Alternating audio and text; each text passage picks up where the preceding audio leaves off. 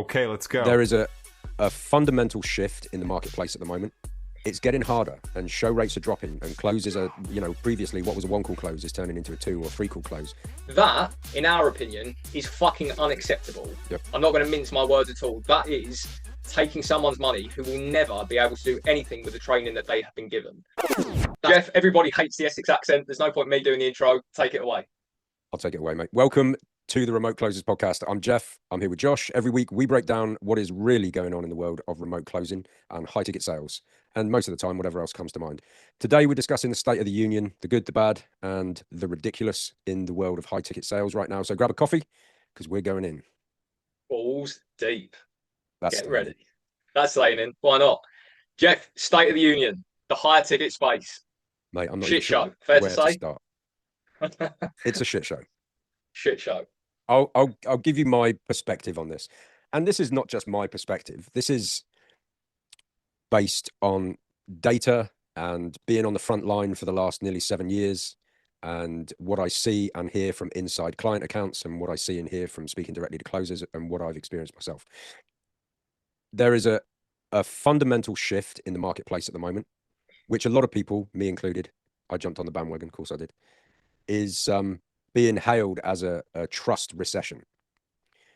And it's been caused because, the high ticket space has been cranking now for what, 12, 15 years, something like that.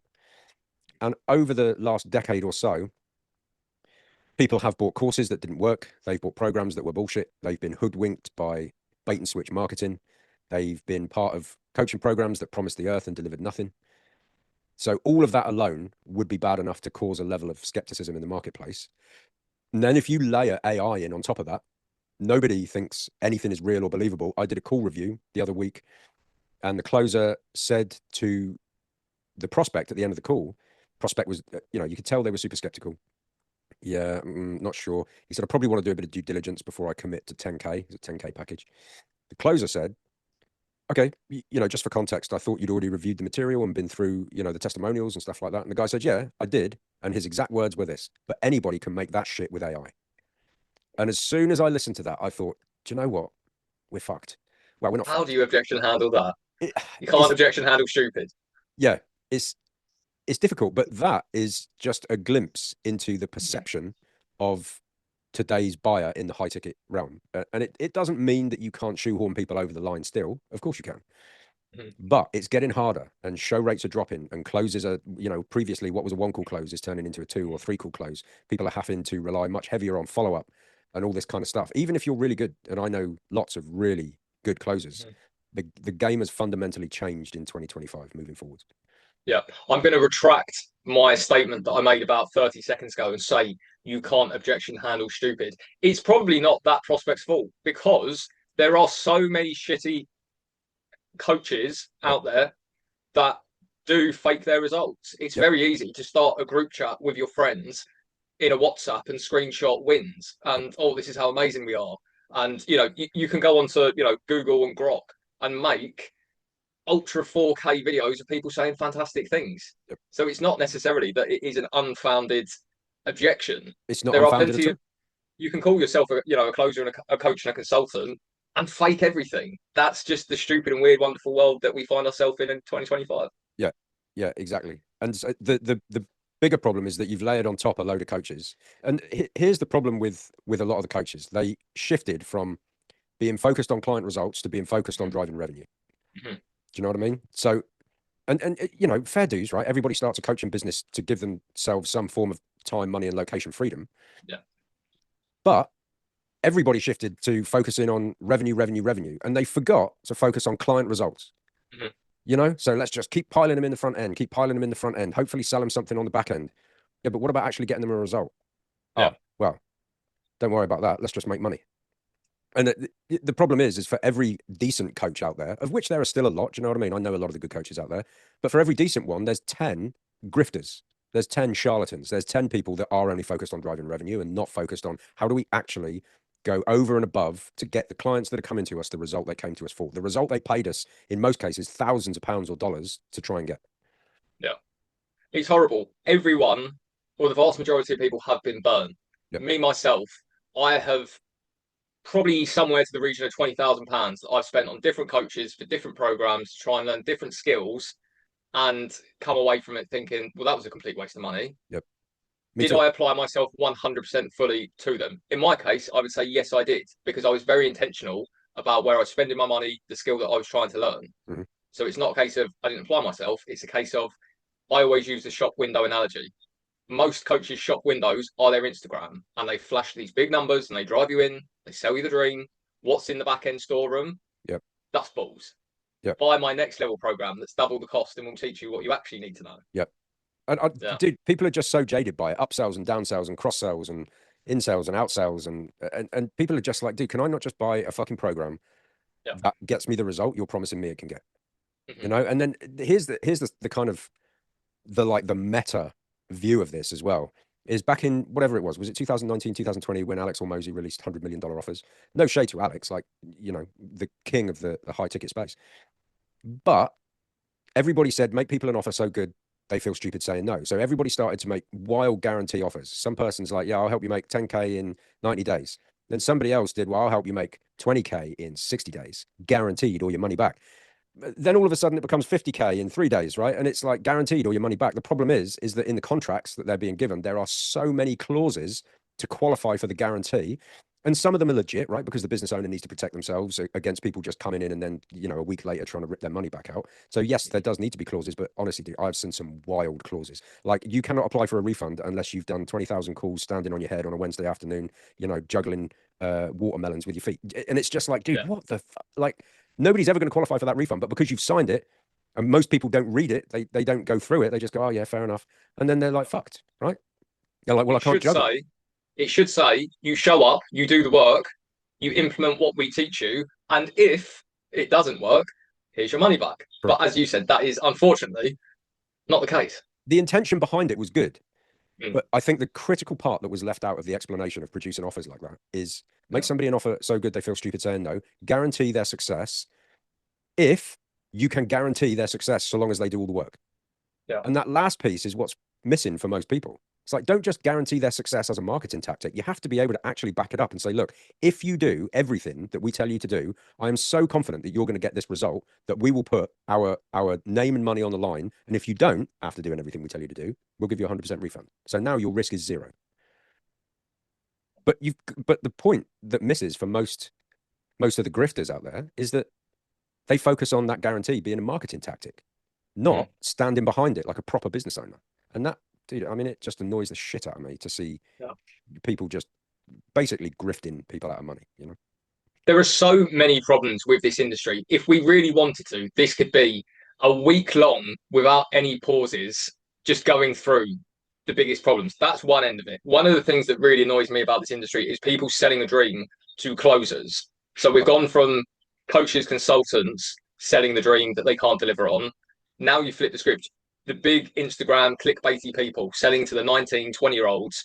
You can come into this industry. You can make this fantastic lifestyle. You're going to work 4 hours a day. You're going to be on a golf course closing people. And it just attracts people that do not see this as a skill set. They do not see this as something that needs to be studied. They go through some bullshit certification program. They then go to an offer and think, well, these leads are crap. This offer's crap. I'm going to bounce to another one. The whole time they're doing that, they're not applying themselves fully to prospects. So the prospects are getting burnt and pissed off and more skeptical because every time they talk to a company, they've got some bullshit closer and they just think, well, maybe this isn't for me. And it just goes around in this big circle of fueling skepticism. They then maybe speak to someone half decent, they spend their money, the shop window looks fantastic, the back end is nothing. And then it's just created this environment where it's difficult for both parties. Like you know, because I sit right on the fence, right? We work with closers and setters in order to coach and train them. I also work with business owners, also help them with their marketing systems and all of that kind of stuff.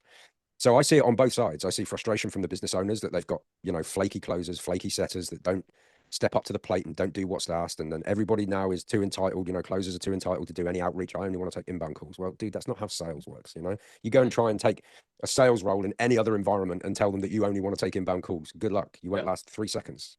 Here's But the then, funny thing, right? If go you on. were employed, if you were sat behind a desk for a 25K a year salary, and your boss comes to you from the hours of 9 to 5 and says, I need you to do this. Yes, sir, go and do it because I am here. I've got to do that.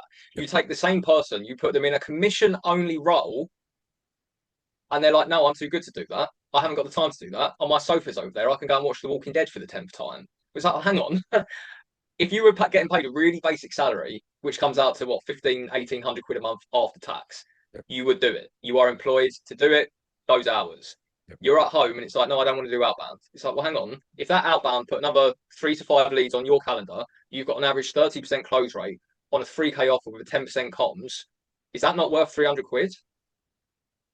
Is that not yep, 5 days of, monthly pay in comparison to being a full-time job? But no, you're too good for that. Makes a lot of sense, right? yep, yep. See it all the time. And then, Mm. obviously that frustrates the business owner.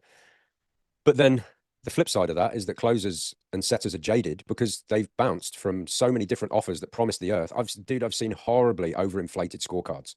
We're doing this much revenue. This is our show up rate. This is the close rate, all the rest of it. And then you get in there, you get in the seat and you're like, okay, so you lied to me about revenue. It's half as much as it was.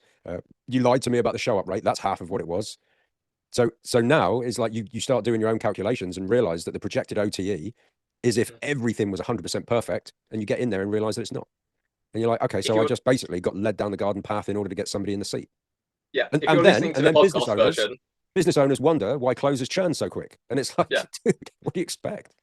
if you're listening to the podcast version rather than the video, I am grinning like the Cheshire Cat because what Jeff has just described has been my life for for periods in and out of the last 2 or 3 years in the high ticket space. You get sold the dream, not just by the Instagrammy people.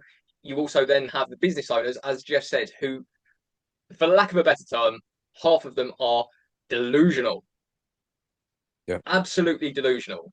And it's because it's their business. Me and Jeff were talking about this the other day. Let's imagine they've got 10 closers all closing for them. Well, if those 10 closers only closed 3K revenue, to the business owner, that's 30K. They're sitting at the top going, oh, I've done 30K on the 10K ad spend. I've got 20 grand in the bank. Everything's good. And it's like, well, hang on. If you had 10 closers that did 3K each, that's a terrible month. So For the they don't closers. always see the problem. They just think, yeah, I'm doing all right. I've got 10 closers. They're on commission only. I don't pay any national insurance. I don't pay any tax. I don't care what happens to them. If they bounce, I'll pull some other poor sucker in, sell them the dream, and Yeah. they'll earn me my 3K that tops up the deficit. Yeah. And again, same problem, right? It's like you've got business owners who don't focus hard enough on getting the client result, but you've also got business owners that don't focus hard enough on building a cohesive, happy team and Mm. actually paying people what they're worth and paying them on time and not lying about your numbers. Yeah, You know? So there's blame on both sides. 100%. It's a self-fueling, Shitstorm. rapidly declining industry because everyone is to blame. If Yep. you were to go to marriage counselling, there is a complete 50-50 divide. Everyone's got to take responsibility and ownership, but no one wants to. Everyone wants to point the finger and go, "Well, you lied to me." Well, this isn't how it should be. We've been, Well, we've been moaning and ranting for the last 20 minutes. It can be a very fulfilling career. It can be life changing. It's not all bullshit, no. but you have to find the right offers. You have to get the right support, the right mentorship. You have to learn how to properly vet offers. There is a lot that goes into it. So if you're seeing someone on Instagram saying, watch my YouTube 6-hour course and then start applying to business owners, you're going to set yourself up to fail and burn out and churn very, very quickly. Fair to say, Jeff? Yeah, it's fair to say, mate. Yeah, and you're right. It can be a great industry. It's, do you know what? It served me so well, dude. It's like it got me out of the matrix and enabled me to do all sorts of things. Completely pay off my mortgage, zero debt, completely own a beautiful Mercedes Benz outright, paid for our dream wedding. We've taken lavish holidays all over the world. So, but now, slight caveat to that. I came into the industry in the very start of 2019. And that was like the heyday. Do you know what I mean? But since then, more and more coaches have come into the market. More and more people have started businesses. More and more people are looking for closers.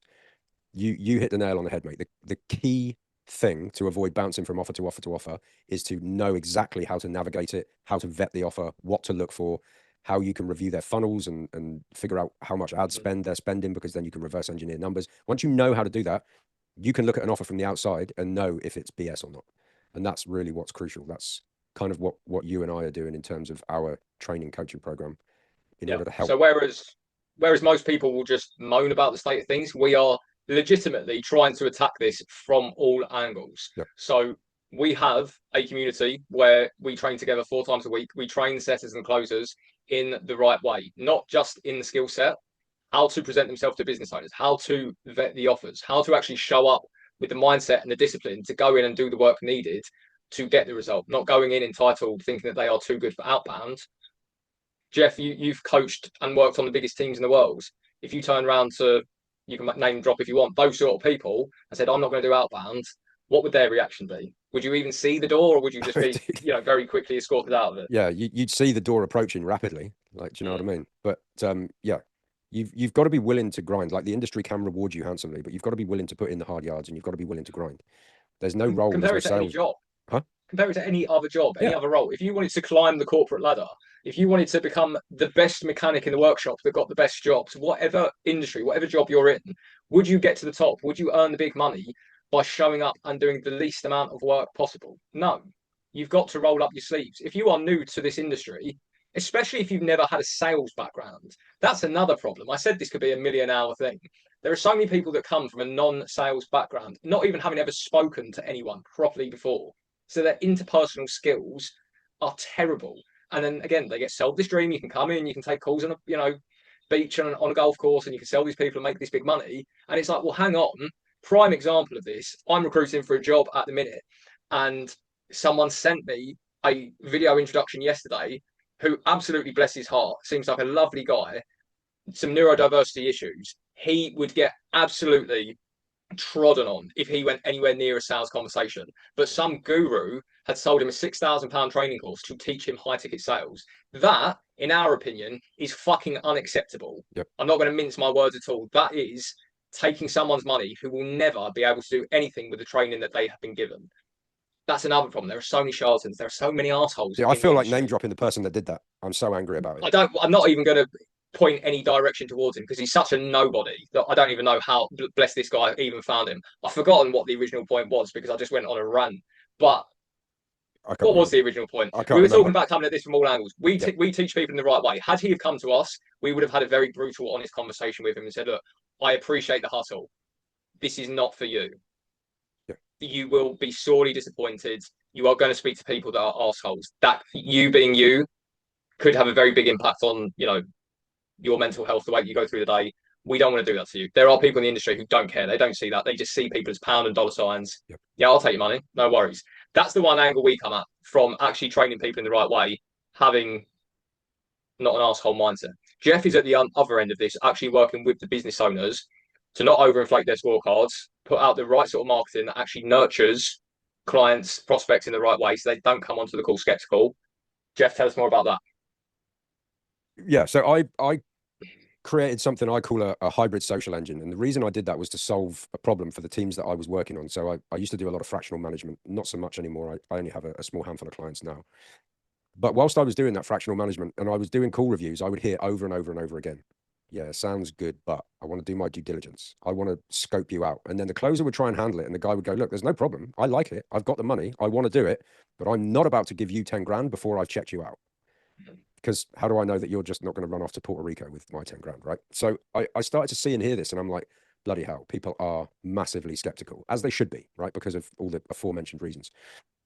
So what I did is I said, right, what is the problem here? What's the actual problem that we're dealing with? We are relying on salespeople to explain who we are, what we do, who we help, how we help, what our unique mechanism looks like, why we're credible, why you should trust us. Right? We're trying to rely on the sales team. So my thought process was, what if all of that could be done before they ever booked a call? And through a lot of hard work and a lot of ad spend and a lot of testing and failed attempts, I finally cracked it. And it has taken, in some cases, it's taken show rates from 23% to 85%. And it's taken close rates for the same team, exactly the same team. They've gone from, closing at 10 or 12% to closing at 35 or 40%. And it's just because I can't remember who said it. Maybe it was Hormozy. Somebody said it. But the phrase was, the job of marketing is to do the heavy lifting for the sales team. And I think somewhere along the line, marketers and business owners forgot that. And they were like, oh, all I need to do is I need to get a killer closer in the seat and I'll be good. And to be fair, a couple of years ago, yeah, that was the case. Now, when you're dealing with this level of skepticism, that's no longer the case. You do need to have to go back to making sure that your marketing is taking care of all of the heavy lifting before they book a sales call. And that's what I teach the business owners that I work with to do. And I help them install a hybrid social engine. Another problem with the industry that's just come off the back of what Jeff has said is that there are so many gurus out there who will say, if you're not closing, you're not good enough. They're framing you essentially to buy another coaching program. The problem is that you could be a really good closer on a really shit offer with really shit marketing, like Jeff is talking about. So then it's not a case of skill set. You can be the most skilled person in the world. If they've never heard of you in today's day and age, if they came across the company yesterday, they clicked on the ad and they're on your calendar today, think about it from your own perspective. What would you say when they ask you for three, four, five, £10,000 of dollars?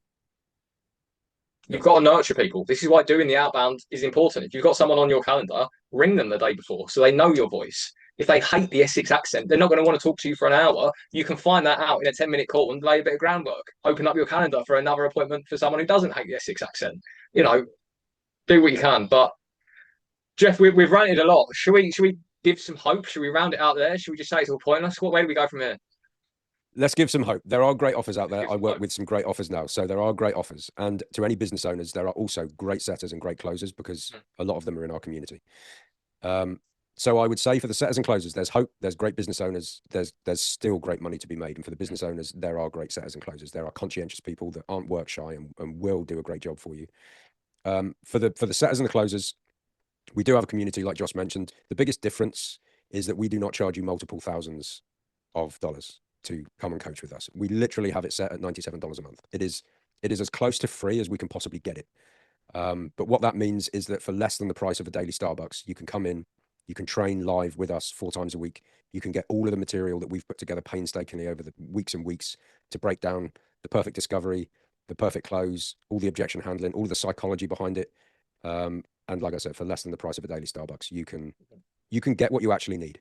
Do you know what I mean? Not some overinflated, over-bloated course that tries to teach you 1,000 different things. If you come to us, what we do is we teach you the 80-20, the 20% of what you need to get 80% of the result.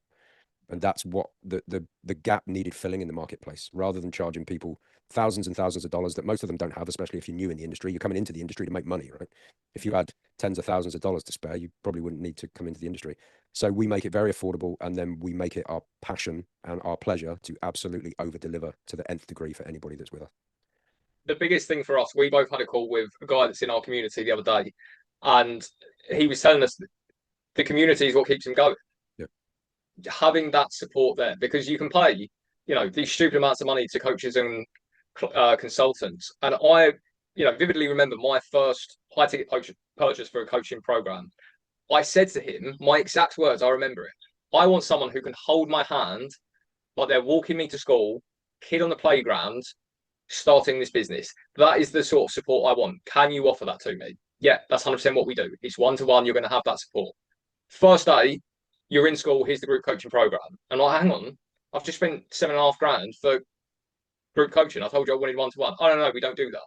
So the trust recession, it's real, right? People lie. If someone came into our community and walked away saying that they felt like they didn't have support, that would be the worst thing for us. You could come in and tell us everything inside the classroom is absolutely terrible, that you learn absolutely nothing. If that's the case, hold our hands up, give you your money back. If you were to genuinely come in and say that the support wasn't there, you didn't feel, that would be the worst case scenario for us, because we massively over deliver. Mate, how many one-to-ones? How many one-to-ones have you and I done? It's not something that we offer, but if one of our guys in our community has got a problem, they need to move to a different offer. They might have a personal thing going on. How many one-to-ones have you and I done with people to help them out? No, not, oh, book a call, you can pay me an extra $500 for 30 minutes of my time. No, we just get on the phone and we do what's necessary to help the people in our community. And that's what we're embodying, what we know everybody should be doing. Yeah, that's why I get fired up about it, dude, because it makes me angry, but it also makes me hopeful that we're building something so fucking valuable for setters and closers that we will disrupt the industry. That's my aim anyway. But we have a very old school mentality and mindset. The best businesses in the world used to be built on the reputations of their fulfillment. Yep. Now they are built on who looks the best on Instagram. Yep. For us, it is very much fulfillment driven. For me, I'm still actively closing. I have a small handful of consulting clients as well that I am building up. My time is much more valuably spent doing that half an hour, that 1 hour one-to-one with someone on a closing call where I could earn £300 to £500 commission, or I could sign up a new consulting client. But yet, for someone who's paying $97 a month, 70 quid in British money, it's like, all right, I'd rather forego that £300 to £500 commission to make sure that our community stays our community. Yep. Because the community is built by the people that are in it. Amen. So if you're interested, hit us up. There'll be a link somewhere. No one's listening at this point. Who are we kidding? Maybe we lost them in that. We've been ranting for the last 30 minutes. Like, oh, these miserable old bastards. I'm going to go and listen to some Sunshine and Daisies and comedy stuff. If you are still here, you're probably our sort of person. We'd love to have you. There'll be a link in the show notes and below the YouTube video. You can click it. You can come and check it out. You can follow us on socials and you can ask us questions if you're not sure. Episode 1. Smashed it. Done. Is there an outro? Did we think that far ahead? There is an outro. Do you want me to do an outro? Yeah, everyone still hates the Essex accent, so you might as well do the outro as well. I'll do the outro. That's it for today's Remote Closers podcast. If you are serious about mastering the high ticket sales game in the correct way, then we've built a community where driven closers train together 4 times a week. They push each other, they sharpen their skills, and they raise the standard of what is possible in the industry. Inside, you'll get a real tactical training on discovery, pitching, objection handling, and everything you need to close high ticket deals without any fluff. We run live sessions every week. We break down calls and we answer your questions so that you can level up in record time. Just search for the High Ticket Sales Academy on School, and you can join for a fraction of what the gurus charge. We'll hopefully see you inside. Bosh. Abash.